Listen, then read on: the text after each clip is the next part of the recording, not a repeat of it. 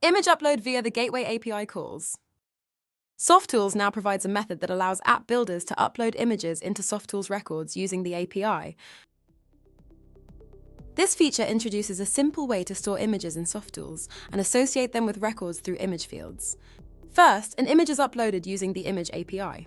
Softools stores the image and returns an image ID. That image ID is then patched into an image field on a Softools record using the Update Record API. To see this in action, let's walk through a practical example. Uploading an image to support root cause analysis for issues originating in a third-party issue tracking system.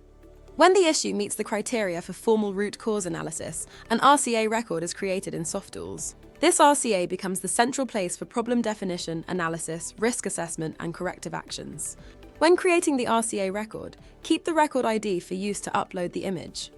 The image from the issue tracker is uploaded to Softools using the Image API.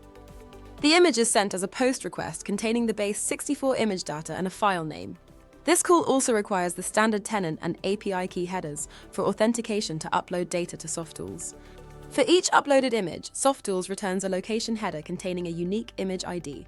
This ID represents the stored image inside Softools. Extract this image ID to use in the next API call.